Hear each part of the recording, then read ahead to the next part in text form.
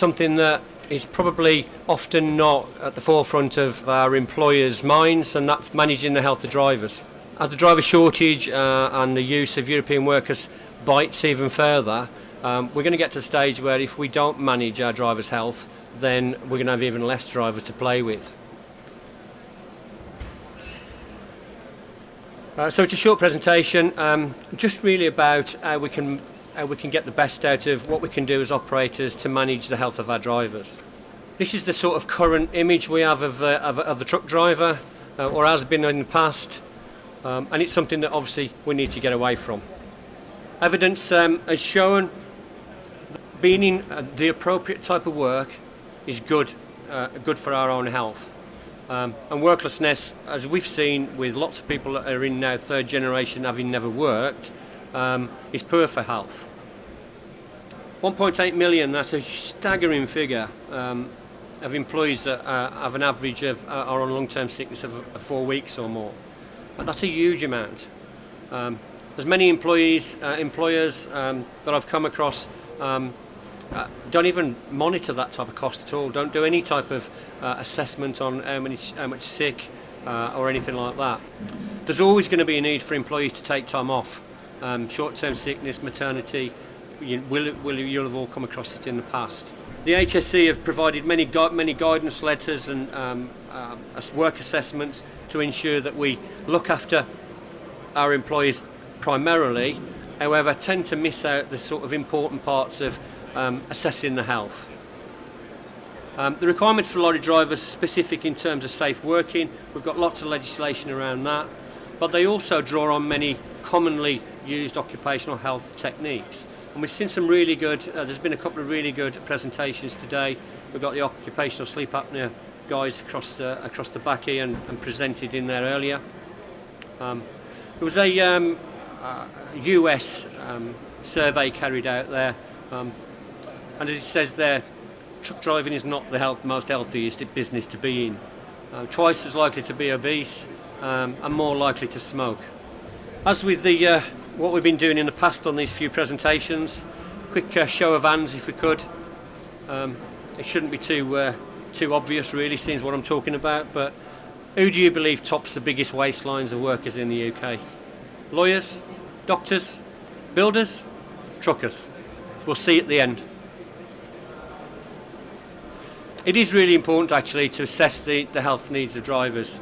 Again, long-term chronic diseases sort of go hand in hand with the type of work that or the type of people that tend to end up as truck drivers, or the lifestyle that they live.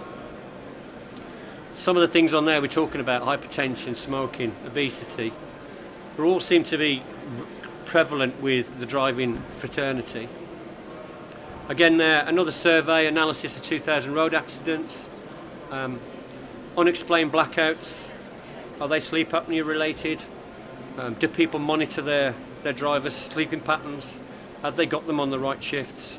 Just because it fits with what the driver wants to do, because it fits with his wife works days, so he's on nights, that type of thing. But are they the type of people that are running off the road? These unexplained road traffic accidents where a lorry's just appeared on the opposite side of the carriageway for no apparent reason, and the driver can't remember how it got there. Happens quite a lot. Isn't looked at as in depth as I believe it should be. Obviously, occupational health people would be able to hazard a guess at some other issues. Shift work, definitely an issue. Static postures. We're getting issues with static postures where we're getting DVTs. It's not only about people that sit in airplanes for long periods of time, but we're getting with drivers. As the vehicles become more technologically advanced, they're using their legs less. So you've always got one leg now primarily not being used at all. And as we get to autonomous vehicles, it could be both legs not being used for long periods of time.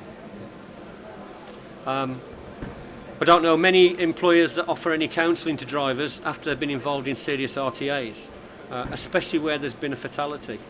This happens a lot in our industry. A guy will go out there, if he's not been involved in the accident himself, he may be the first on the scene of an accident. this can be traumatic to drivers, and I've had first-hand experience of this with drivers that I've managed in the past. And we just expect them to be back at work the next day or next few days. PTSD is not just limited to service personnel. It can be an issue that's relevant to guys that have been involved with road traffic accidents, fatal accidents, or even arriving at the scene of an accident. I've met a guy today that's suffering from what's known as occupational asthma. I've never come across that term before. He works with fridge trailers. He's working on those most of the time as a shunter in the yard. They're pumping out NOx that's not measured, so it's not like Euro 6 diesel engines that we know are clean. This is stuff that's not measured and not looked at. This guy now has actually been diagnosed with occupational asthma, so while he's at work, it's caused his asthma. So it is important to assess the needs of lorry drivers. Some of the first action things we should be looking at is profiling the drivers. We know we've got an ageing workforce. Average age is 48, I believe. There's at least 22,000 drivers that are still at work over the age of 65. 2% of our driver workforce are under 25. Everybody above that we really need to be looking at. So this first action really is something that employees should be looking at. And again, if you don't start doing this, drivers are going to move to companies that are already doing it. Look at sick absence rate data that you have collected, ill health retirements if people are having to retire early, occupational health referrals, various different things there. And obviously for those that run night operations, your questionnaires and health assessments for night workers. Once we've got that information, we need to identify our priority areas, the work-life balance. Everybody's heard about that in the past. And then we get down to some practical things. We get those questionnaires together. We can then contact occupational health or do things that we know that can make sure that we're looking at making sure that we've got the right drivers at the right time doing the right job, and it's not impacting their life. And I know this is, I'm talking to operators that sometimes are running very tight margins, but these are important if we're going to keep our drivers and keep them healthy. The three sort of main areas that have occupational risk factors: body vibration, prolonged sitting, we've talked about, the painful postures. You can guarantee that the seats that are fitted in trucks don't fit every driver. And I've had many complaints over my years in the operations about, from in the HR world, from drivers that are saying, okay, we buy DAFs and DAFs have all got these type of seats, but actually that seat don't work for me. But does anybody know that the actual weight, that a seat is weight restricted to 23 stone? Anything above 23 stone, and the likelihood is that your insurance would not count. So you've got guys, and I've seen drivers out there 30 stone easily. That comes down to an accident and it goes big style, and there's lots of third-party claims. That seat could fail. It's only risk assessed up to 23 stone. The working environment, obviously, as I said with the guy with occupational asthma there, if there's issues around that. I've worked in large warehouses. Pallet dust is a real issue. If you've never come across it, the next time if you go into a warehouse, just walk in and try and get your hand on one of the metal barriers around the outside of the inside of the building, but on the outside of the inside, if you know what I mean. Run your finger along it, it'd be full of pallet dust, thick black dust. I mean, it's a fire risk if nothing else, but the guys in the warehouse are breathing that in. We're going to see more of this occupational asthma, I believe. And individual factors, obviously gender, age, and all of those on there. When you've got that information about your drivers, you've done those surveys, you're then in a position to be able to review that with occupational health, to look at offering, ways of working with your drivers, looking at their health, their well-being, trying to get warehouses cleaned up, making sure that people are not being, coming in contact with large amounts of dusts and things like that, so we can actually put a plan of action in place to make sure that we're looking after their health. Sorry, back to the quick thing at the front there. So yeah, truck drivers did top the UK fatties list. This was an article in the paper. Truck drivers were yesterday officially named as Britain's fattest workers. It's a couple of years old, but it was in the press. 42% of truck drivers have got a waistline of 38 inches and above. I'm now going to hand you over to a colleague of mine that I met a short while ago, who's doing some specialist workplace driver fatigue work, and he works for a consultant that look after that. Guy's name is Michael Paul. Michael, if you'd like to take over.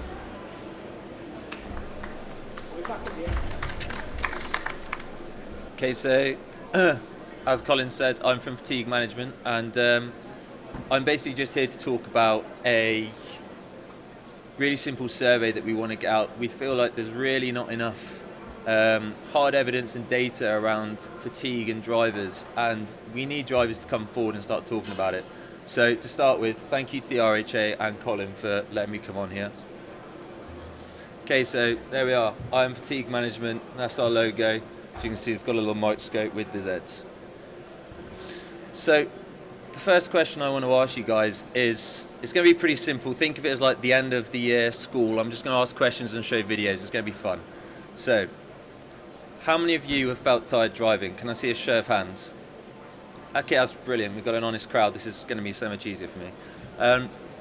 Now, what sort of things do you notice when you get tired driving? So, I'd say my main one is yawning. I've got a massive mouth. I yawn, like. But say there's head nodding, there's the eyes closing. All those things that you pick up on the camera detection. I'm sure that you've seen the seeing machines. So it's interesting things, but what we're looking at is preventing that measure. So we've got all of that to start with, and then what do you do next? What do you do to counteract those symptoms that you get? Maybe wind down the window, turn the radio up, have some water. If you're smart, I heard someone talking about having a coffee and a nap earlier. Well done to them. So the next one that I'm going to say is something that I don't expect any of you to tell me, but it's how many of you actually fallen asleep at the wheel. And I mean, got some very honest people. Oh, there we go. No, it's great. It's great. It's something that needs to be addressed. It happens in our lives, and to be honest, we need to kind of start talking about it and actually opening up about it. Now, the stats in the most recent data that I could find, and this is disgusting, but it was in 2005 in an American poll, that across 2005, 60% of adults in the US claimed that they'd driven when they felt tired or drowsy. So that adds up to around 168 million people. 37% actually fell asleep at the wheel, and that equates down to 103 million people. So 37%, imagine what that's like now with our society, as Colin was referring to with our work and life balance. We have more iPads, more distractions, young adults going into it. If any of you were here for the apprentice talk, I mean, we're pretty much just setting our youngsters up to fall asleep at the wheel, which needs to be changed. So I'm going to set you up with a scenario now. How many of you guys have kids? A lot of you, that's great. So this is mainly for you. Also, if you've recently got on a school bus, I'm about 10 years off it, but I did get on one. So when you get on a school bus, the doors open and this fume of alcohol hits you. The driver's sitting there like, it's a good day, good day. You're sitting there with like 3 tinnies on the floor. You're not going to let your kid on. It's drunk driving, it's a toxic, it's not going to happen. The same again, same scenario, doors open, massive cloud of smoke comes out. I'm not talking about tobacco smoke, I'm talking about the bad smoke. So you wouldn't let them on again. It's a toxic, it's not needed. It's illegal for a start, but so the doors open again. It's the 3rd day running. You probably want to get a new school driver, but the doors open and the guy's sitting there, lazy, like, not really paying attention, looks around with like a glazed over look, bags under his eyes, looking completely tired, and he's yawning. I mean, I know for a fact that my parents let me on that bus. My parents did not even see that, but that's fine. I mean, everyone does, because tiredness is something that we feel that we know our limits to. It's like drinking. When you go out, you feel you know your limits. Sometimes you don't, but this is driving, so we really need to address it. Now, to show the toxic levels I'm talking about, I'm going to show you a quick video. I hope the sound's going to work now. Either it's going to be too loud or too quiet. This is not a normal day.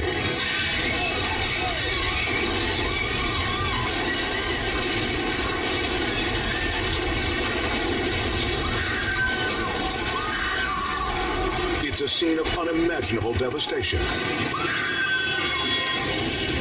The driver falls asleep right as he's approaching a traffic jam. And with his foot on the accelerator, the bus becomes a battering ram. Not even the screams of passengers wake up the coachman.